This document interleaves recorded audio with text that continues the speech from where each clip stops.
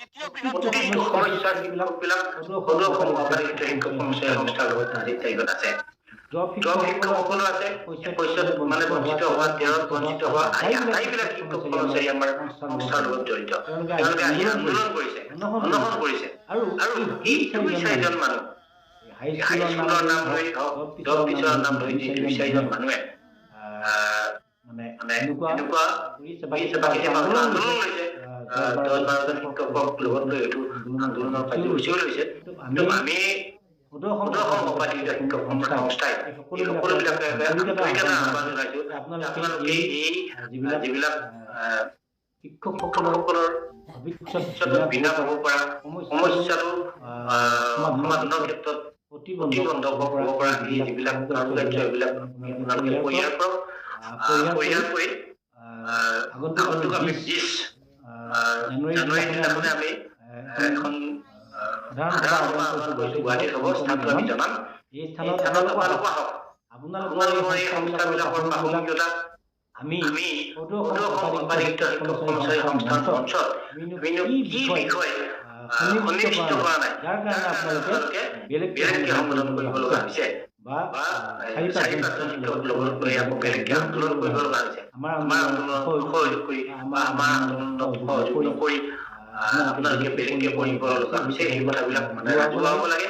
ইতিমধ্যে আমাৰ শিক্ষকসকলে জানিও দিছে যে আমি নিজে অনুমান কৰিলো, আৰু বিপুল শৰ্মা বা নোমান আদিয়ে শিক্ষামন্ত্ৰীক মানে মেমৰেণ্ডাম দিব যাব যে আলোচনাত আনক মাতিব লাগে।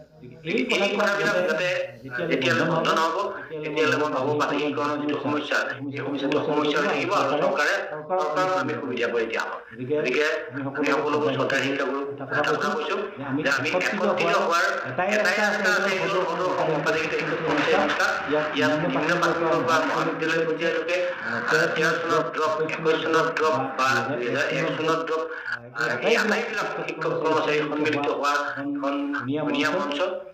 ইতিমধ্যে আমি গোটেই শিক্ষক কৰ্মচাৰীবিলাক আমি একত্ৰিত হৈ আছো। আপোনালোক কেইজনমান মানুহ মাত্ৰ বাহিৰে ঘূৰি থাকি এই পৰিৱেশটো বিনষ্ট কৰাৰ পৰা বিৰত থাকি আমাৰ লগত সহযোগ কৰক। মই সদৌ অসম সহকাৰী শিক্ষক কৰ্মচাৰী সংস্থাৰ সভাপতি হিচাপে সকলোকে আহ্বান জনাইছো। কাৰোবাক এজন মানুহক বা কোনোবা এজন মানুহৰ লগত যদি কেতিয়াবা শংকা দিছে, তাৰ কাৰণে আমাৰ অসমীয়াত এটা কথা আছে, এঘণ্টালে নাবাজে দুঘণ্টালে বাজে। নিশ্চয় আপোনালোকে কিবা ভুল কাম কৰিছে, তাৰ কাৰণে এই সংস্থাটোৰ পৰা ওলাই যায় পৰিপন্থী কাম কৰিব লগা আছে। গতিকে নিজৰ ভুলটো আপোনালোকে নিজে অকণমান হৃদয়ংগম কৰি এই গোটেই সমগ্ৰ শিক্ষক সমাজখনৰ জীৱন ভৱিষ্যত বা তেওঁলোকৰ পৰিয়ালৰ ভৱিষ্যত ল'ৰা-ছোৱালীৰ কথা চিন্তা কৰক। চিন্তা কৰি আপোনালোকে এই যিটো বিদ্বেষ ভাৱ, বিদ্ৰোহী ভাৱ, এই ভাৱটো সম্পূৰণ কৰি, আৰু আমি ভাবো যদি আপোনালোকে আমাৰ লগত সহযোগ কৰিবলৈ যদি আপোনালোকৰ মন মানসিকতাই যদি নকয়, তেতিয়াহ'লে আমি আহ্বান জনাইছো আপোনালোক মানে মনে থাকক। যিহেতু আমাৰ অসম চৰকাৰখনক অসমত এতিয়া এটাই শিক্ষকৰ সংগঠনে প্ৰত্যাহ্বান জনাই আছে। এই আন্দোলনৰ জৰিয়তে হওক বা অন্যান্য দিশেদি হওক বা সংবাদ মাধ্যমেদি হওক, এইটো হ'ল সদৌ অসম সহকাৰী শিক্ষক কৰ্মচাৰী সংস্থা। এই সংস্থাৰ জৰিয়তে স্বাধীনীকৰণ হ'লে সকলোৱে ন্যায় পাব।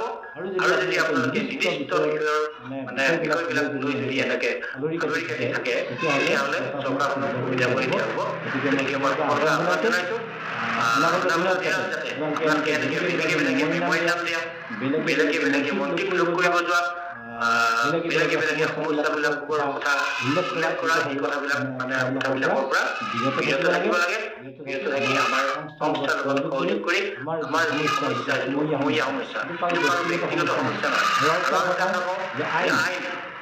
আইন যদি সংশোধন হ'ব, আমাৰ যদি প্ৰাথমিকীকৰণ হ'ব লাগে, আইন সংশোধন হ'ব লাগিব। এই আইনখন আপোনালোকে 2011 চনত যেতিয়া এমেণ্ডমেণ্ট হৈছিল, তেতিয়াও LP পৰা কলেজলৈ হৈছিল, আৰু মাজত ড্ৰপ শিক্ষকসকলক আওতাত অনা হৈছিল। ঠিক তেনেদৰে 2017-18 যিখন এমেণ্ডমেণ্ট মানে এক্ট আছে, ইয়াতো দেখিব যে LP পৰা কলেজলৈ গোটেই শিক্ষানুষ্ঠান সামৰি মানে এমেণ্ডমেণ্ট কৰা হৈছে। আৰু ইয়াতে বঞ্চিত আছিল, 13 চনত যিসকল বঞ্চিত আছিল তেওঁলোককো ইয়াতে সামৰি লৈ এই এমেণ্ডমেণ্টটো হৈছিল আৰু অনাগত দিনত যদি কেতিয়াবা এমেণ্ডমেণ্ট হয় তেতিয়াহ'লে এমপিৰ পৰা কলেজলৈ আৰু দলক সামৰি লৈ এমেণ্ডমেণ্ট হ'ব লাগিব তেতিয়া আমি আমাৰ সমস্যাখিনি আকৌ সমাধান হ'ব নহ'লে যদি আপোনালোকে এনেকৈ বেলেগে থাকে তেতিয়াহ'লে এই সমস্যা হৈ থাকিব অসমীয়া মাধ্যমৰ ৰাজহুৱা খণ্ডৰ অসমীয়া মাধ্যমৰ এই যিবিলাক আমাৰ সম্পাদিত শিক্ষানুষ্ঠান আৰু ইয়াত কাম কৰা যিবিলাক শিক্ষকসকল বা আদি শিক্ষণৰ পৰা বঞ্চিত